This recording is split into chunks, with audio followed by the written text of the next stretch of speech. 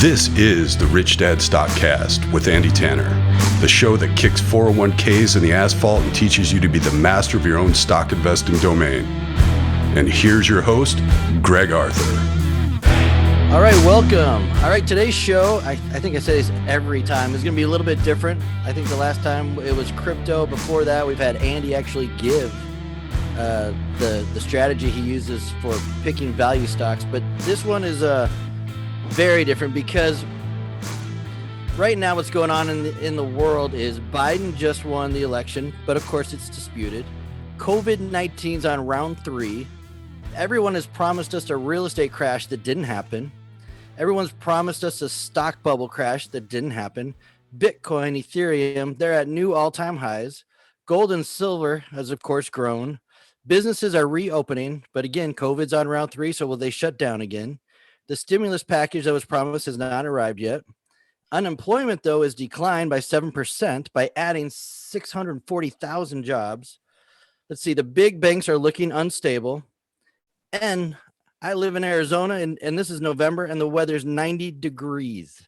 So this is crazy times. So we're going to bring Andy Tanner in, and he's here to talk about where we're at. It's kind of like a state of the union, but this one's going to be by the numbers. So, Andy, welcome to the show.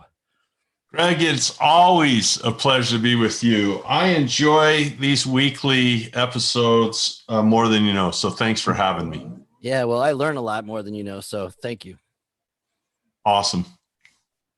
So where we at, Andy? Where we at? Give me some numbers. Tell me how you see the economy. You know, you just went through a litany of status, right? Where we are. And investors, we like to do this by the numbers. So what we can do with this is I will be very descriptive for those listening. We know that a lot of people watch on YouTube. So today we're going to look at just 2 or 3 or 4 different charts and different numbers just to let people know where they are. And I check these often. You know, one of the things we talk about are the 4 pillars of investing. Right. And let's talk first before we look at the numbers. Why a little context? Why look at these numbers? Well, how do numbers help us make decisions? Hey, I think I know this. I think you're going to go through the fundamentals of the economy. That's exactly right. And bam. And so basically, the fundamentals are the numbers that tell us how things are performing. So to give other people who don't know that some context, let's say that we had 30 or 40,000 people that wanted to borrow money from you and me, Greg. So we have money to loan. Let's say we're a bank or private lenders or whatever. How do you make decisions on who you would loan your money to with the least risk? And I often talk about the difference between advice culture and education culture. So advice, we go out and say, well, which of these people should we loan our money to? Pick a stock for me, right? Pick a person for me. Give me a good pick on who I should loan my money to. And they say, well, here's, Harold, he has a nice family and he seems to be a good upgoing church-going man and he's honest. So he'd probably give you, you can just get advice. But the way it's really done is we don't ask advice. We get education. We look at the numbers. So we would have every single person send in their financial statement.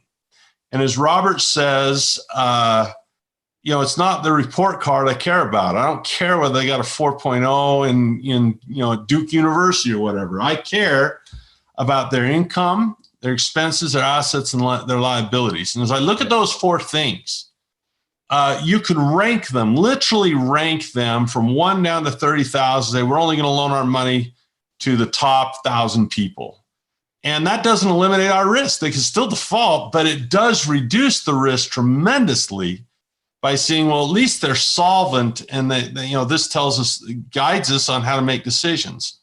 So this happens at the personal level, like we just talked about, individuals wanting to borrow money. Okay, I could do the same thing with a corporation, and I can do the same thing with a nation. And right now we're talking about the big picture state of the economy, which is the nation. So the first number that I'm going to speak about is what we call the velocity of money. And so, you have any comments on what that might be, Greg, or interest in, anything interesting to say about that? So what I can tell you is one of the differences between money and currency, and this is what Robert has taught me, is that currency has to keep flowing. And so it needs a velocity to keep momentum. But after that, I don't really have much to add to that. Well, that's exactly right. Current is like an electric current or the current of a river, right? It's a movement idea. And so when you talk about the state of the economy, this is really important. When you speak about the state of the economy, you're talking about something called gross domestic product. In other words, how much do we produce? So let's say that we have you, me, and maybe our producer, Rob. And let's say that you go mow Rob's grass and he gives you $20. So the money moved one time, basically. So you have this $20. Then what you do is you've got the 20 and maybe I come wash your windows. And so the production was a lawn mowed and windows washed, and you pay me that $20. So our velocity is we changed hands 2 times. So velocity is measured by how frequently money changes hands. And you can see that there was no money created here.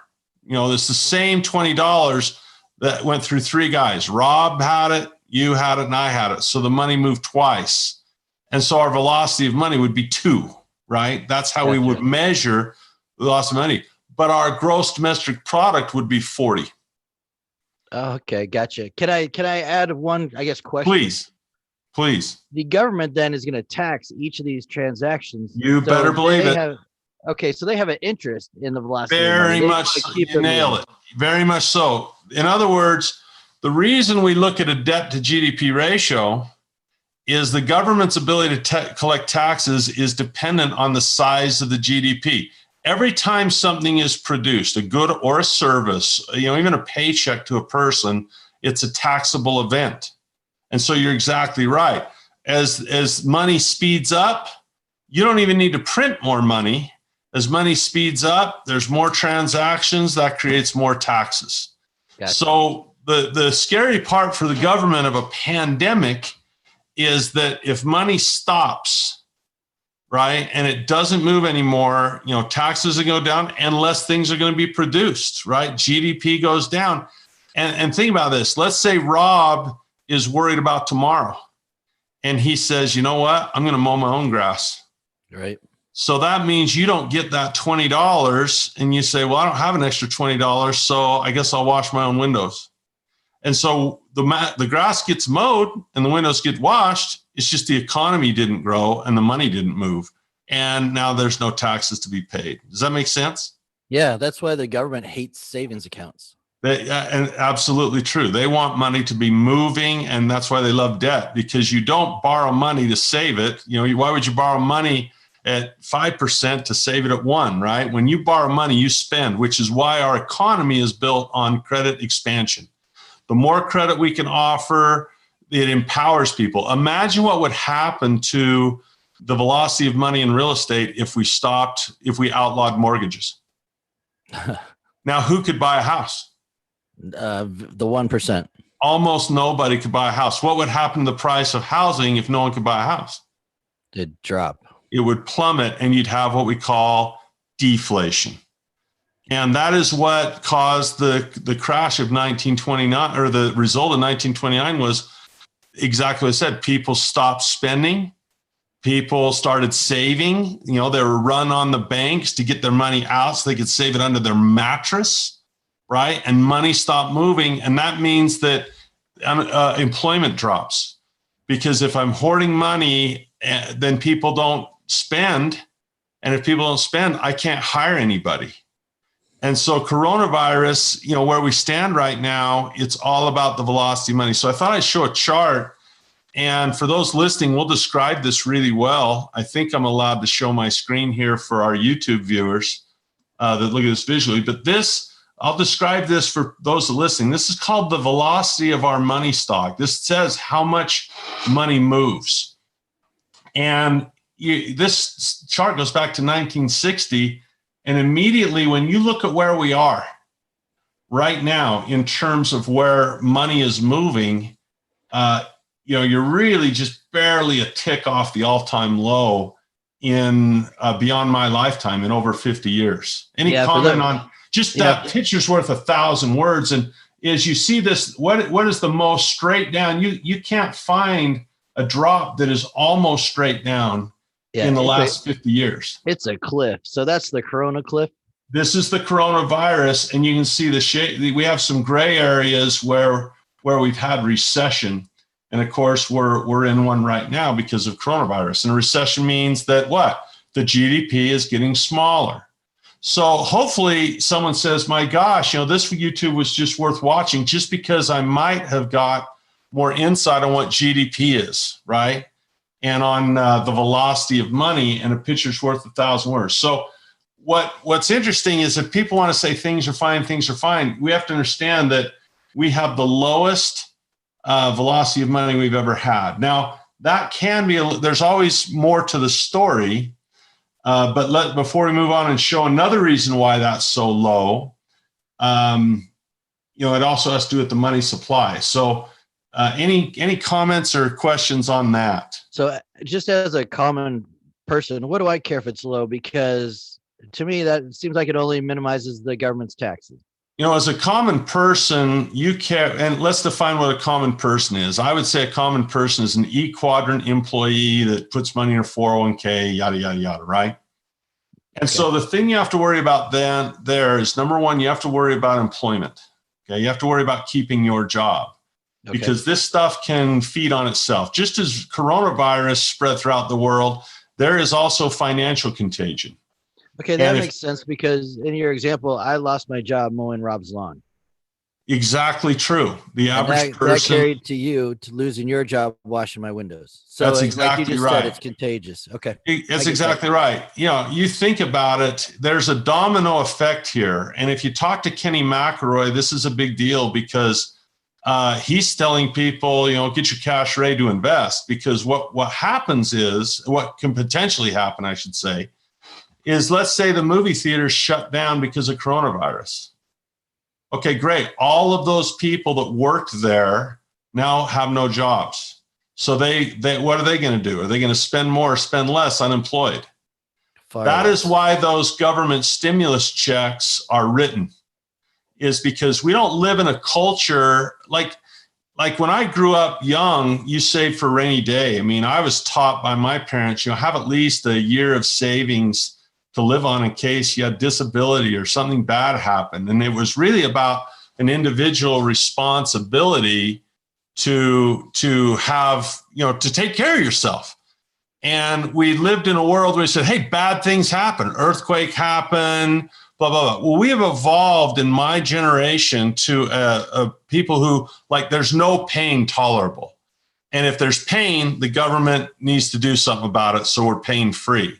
So the idea that a pandemic could come, as it has throughout history, bubonic plague, black plague, I mean, it's not like this is our first rodeo. Rather than saying, hey, that's part of life, I better be prepared and have myself responsible, that is not what we have trained people to do. We've trained people to borrow, spend, borrow, spend, borrow, spend, build the economy. If that ends, government, send me money. Government, send me money. So the challenge here, first thing we ought to talk about is government stimulus. Okay. Once all that money that is, out in loans and out in, because, you got to create it to loan it, you got to print it to loan it. All those loans, all that stimulus, all those, $1,200 checks, whatever you want to call it, they're all spent now. Right. So the question is how long for a vaccine? In my home state, they're saying it's probably July before they get the first people vaccinated. And there's a lot of people who will not be vaccinated. And really, who can blame them? Because this vaccination was rushed. It was going through. Would I personally chance it? I don't know. I might. I would probably get vaccinated, but I know there's a lot of people, even on the advisor team, who said I wouldn't, because look, those regulations were there for a reason. They're pushing this through quickly, so I don't know that it's, I don't weigh in on conspiracy or anything like that, because I don't know. I just don't know. What I do know is what this chart says. and that the velocity of money is lower than it's ever been. So how does that affect the average Joe? You got to think about your job, and you have to think about the domino effect. Movie theater closes. Okay, they were paying rent. They probably didn't own the building. They're probably leasing it, right? So now the guy that owns the building, how's he going to pay the bank? And then the bank's looking at this and saying, okay, who is going to rent, who's going to go in and, release that movie theater? This property will probably fail. And that's what gets Kenny McElroy kind of excited because, pretty soon, who's going to buy these things, right? Well, when coronavirus passes through and when we finally get a handle on this, there might be some really cheap deals, but you see the dominoes. And if banks fail, that affects everyone. When banks suffer. And as you mentioned, the banks are suffering because it all comes back to that real estate, right? Commercial real estate. If a business closes, is someone else going to lease that? Because all commercial real estate is financed. There's no one that is running commercial real estate. There's no margins to own it outright and just run it. Very few people do it that way. Most of it is financed. I don't know what the numbers would be. Kenny would know. But that's the first chart I'll show you. So I think that's a really cool one to start with. The second one I'll show you, though, is the money stock. Now, that's a contrast, isn't it? Yeah, completely. This is steadily moving up. If we were to put these side by side. Yeah, it goes straight up at the end. Yes. And so while we have this one going straight down on coronavirus, we have this one going straight up. Well, what is this? This is the stock of money we have. This is the supply. So while this is money movement declining, this is money creation increasing. And I will tell you, this is why this is going down as well. And I'll tell you why.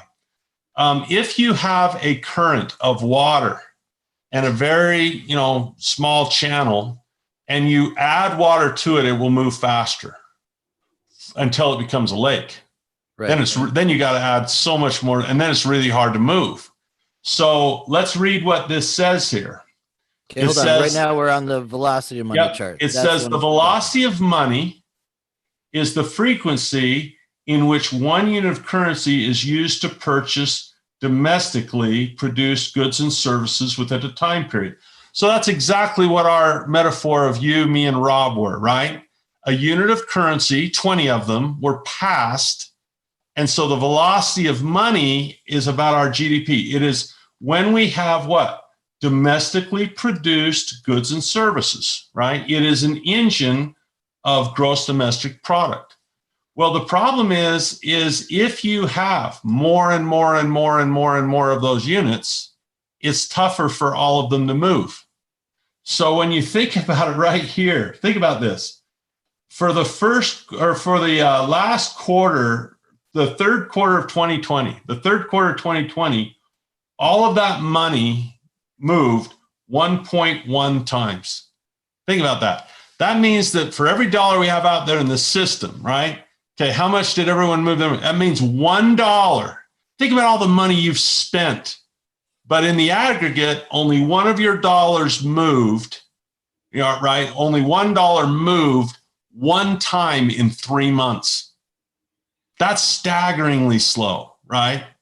That means the economy is just all our money is moving what? One time every 3 months right now. Wow. And so that's why we have these two graphs that speak volumes. So this is called fundamental analysis. This is what we teach in the 4 pillars of investing. And this helps me look at what the possibilities might be and where we're headed. The first thing it tells me is, are things back to normal? No, they are not, because these graphs are at extremes. If normal, it was 2010, we're way not back to where we are 2010 normal. If normal is 1.8, we are way far away from what normal used to be. Does that make sense? Yeah. The two charts for everyone, they're going in complete opposite directions. Completely opposite directions. And you'll notice with coronavirus, it is unique with coronavirus because unprecedented. We have never seen a spike to the upside in money supply like this for this time, a short amount of time. But we've never seen a decline in spending or in GDP this quick in this short time. So we're living in unprecedented times that are far from normal. Okay, so let's clarify. Why is the money stock rising? Is that government just flooding the economy? This is the Federal Reserve. This website we're looking at is the Federal Reserve Bank of St. Louis. This is the Federal Reserve printing money. Gotcha. So they printed, $3 trillion here. Okay, so this is called monetary policy. And this is also the reason the stock market has been propped up. I interviewed Jeff Booth as Robert did on his show. I interviewed him on one of my shows too. And Jeff said a great thing. He went to all his wealthy friends and he said, has your wealth in the last, few years been because of your genius and your ingenuity, or simply because the Fed's printed money and inflated your asset prices? Real estate, we've gotten rich off the Fed, basically. If you're in the 1%, you got rich off the Fed. Now, people are going to say, well, that's not fair. And I think the best talk I ever heard Robert give was on the Real Estate Guys cruise about 6-7 years ago.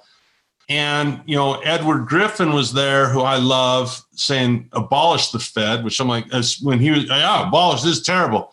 And then Robert came and I said, no, be the Fed. In other words, don't try to beat him, join him. And it was one of the best talks he ever gave, because by the time he was done, we were cheering the Fed. Print, baby, print, because it made us wealthy. But it only makes investors wealthy. It doesn't make employees wealthy. And so a person they're really their own choice. And I can understand both of them. They can say, well, this is wrong, government, blah, blah, blah, and they can fight that. Or they can say, I'd rather have money work for me anyway.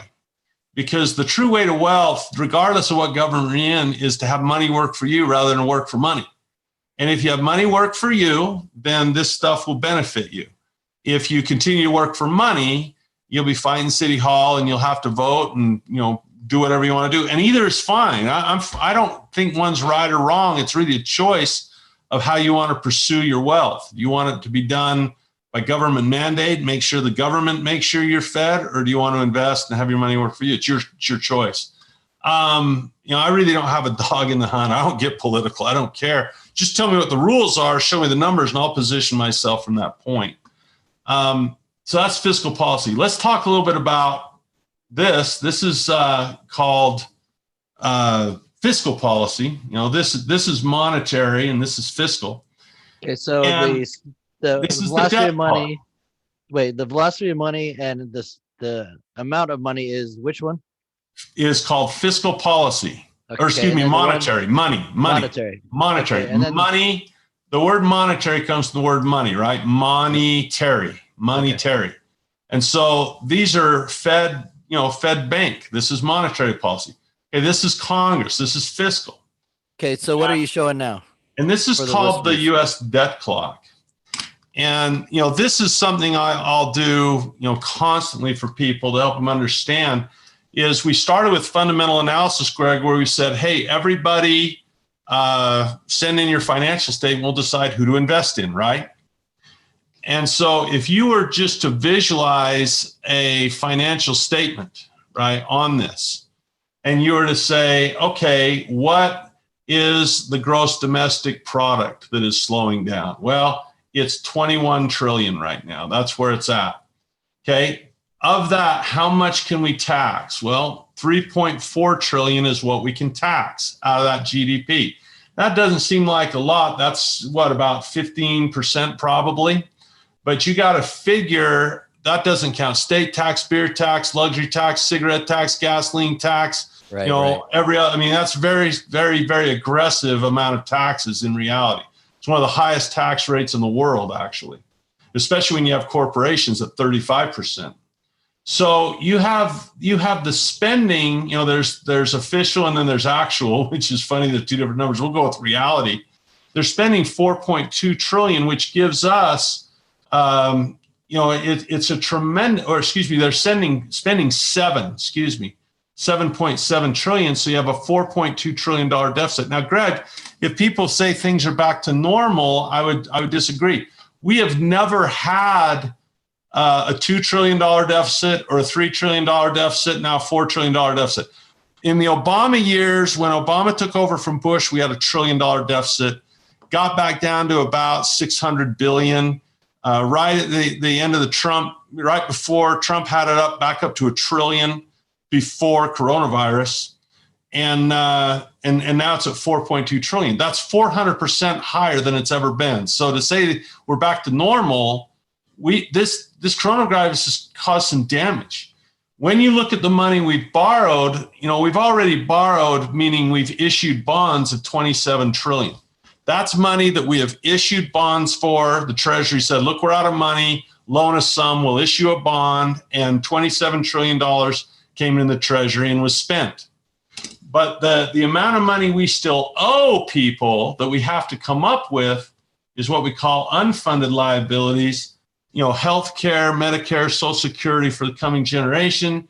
That is another 155 trillion for a total of, can you do the math on that? 100 and, you want to call that?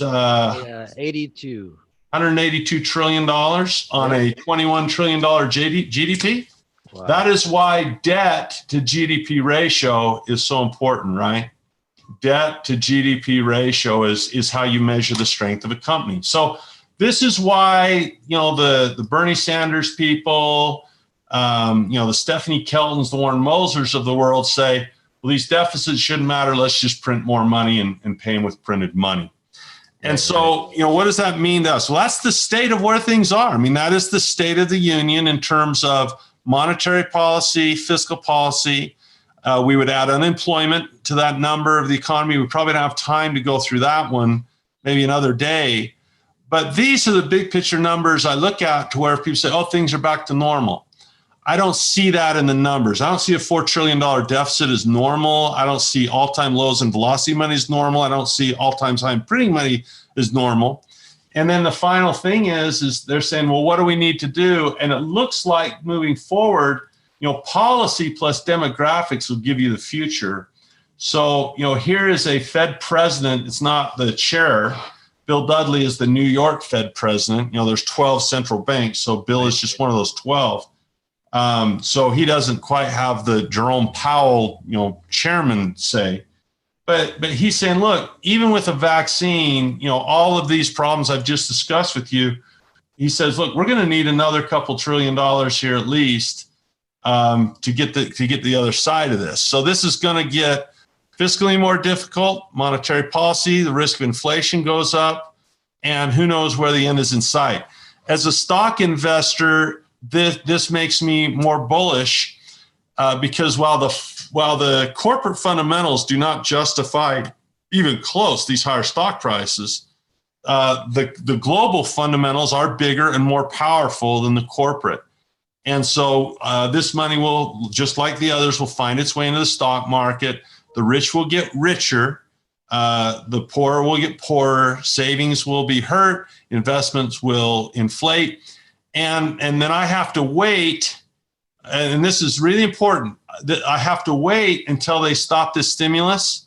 And when they start pulling stimulus apart and this balloon begins to deflate, when they stop pumping it up, that's when I absolutely, as a stock investor, need to be paying attention, because historically, even at the end of 2018, when the Fed was trying to raise rates and cut that down, market started to plummet, and then Jerome Powell says, okay, we'll go to patience, is what he called it. We'll go to patience.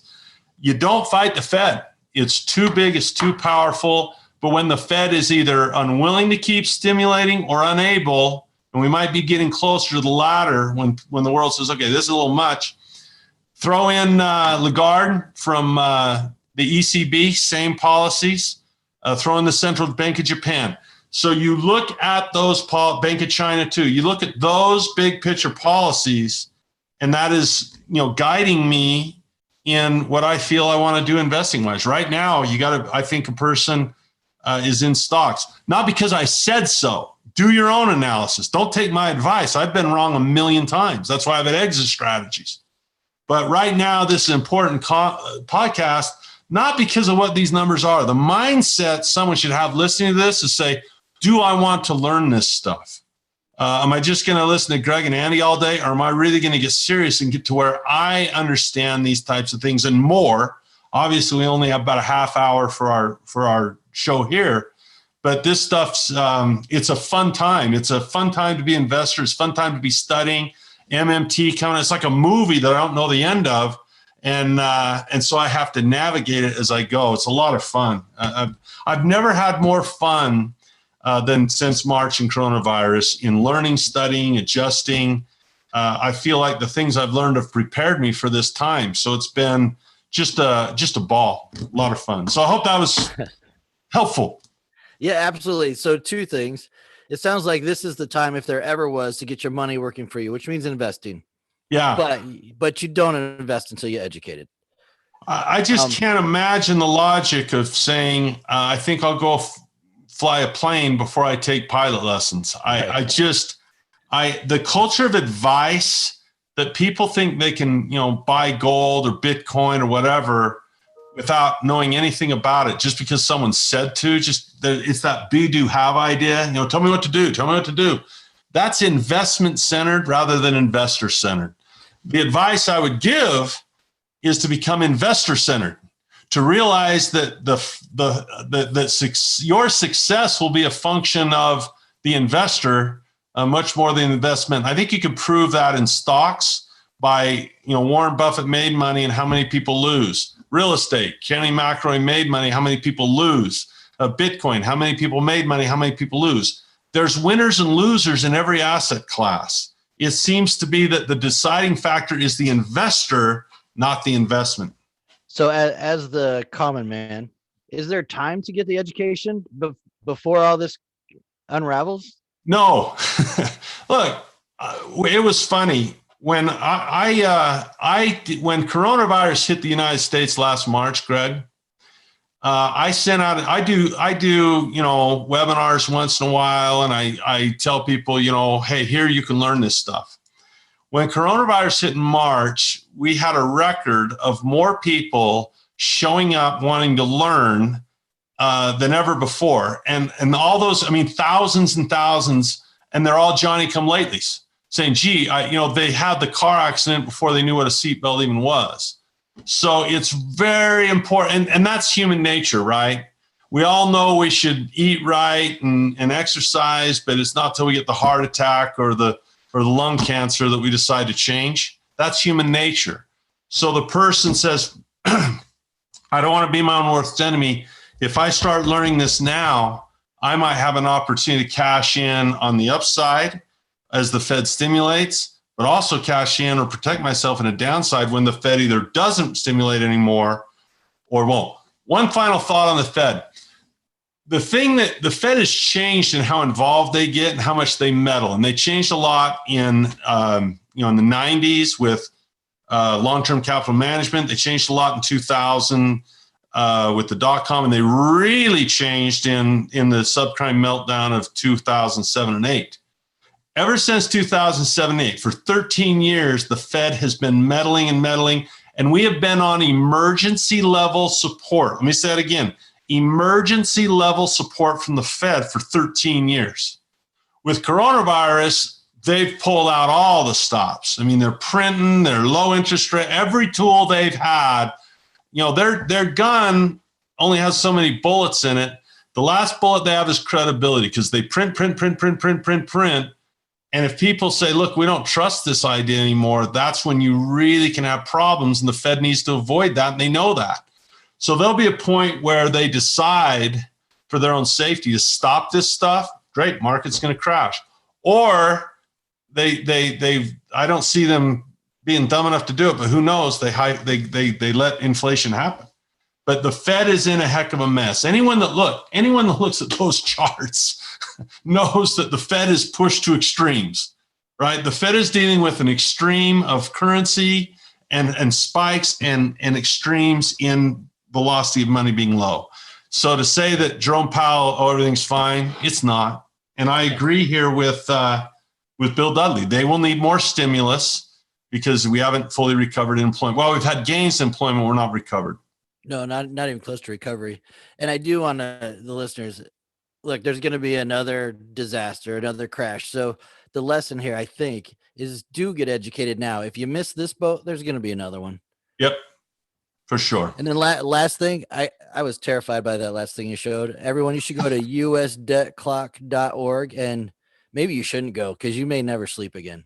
That was terrifying. Just the constantly ticking. I think Andy, while you were talking, while you had that up, the U.S. got over 3 million in debt just in those few seconds. It was terrifying. Our debt is going, at the rate of hundreds of thousands per second. But the one that's really frightening is the unfunded liabilities, because that's going about 1 million every 2 seconds. I mean, it's incredible the amount of obligations we're paying, and that number, by the way, will get higher if we have inflation. Right. Because if the dollar loses half, let's say the dollar lost half its value again. Well, that means we go from 187 trillion to, close to 400 trillion, right. 390, whatever that would be. So it's fun. It's a fun time to be an investor. It's a fun time trying to play the game and invest and time. And it's great. It's a lot of fun right now. Well, Andy, thank you so much. We got to wrap this up, but wrap it. I have changed my mind. Don't go to usdebtclock.org. Do not do that. Andy, thanks a lot, man. Really appreciate it. See you next time, Greg. All right. Sounds great. Thanks.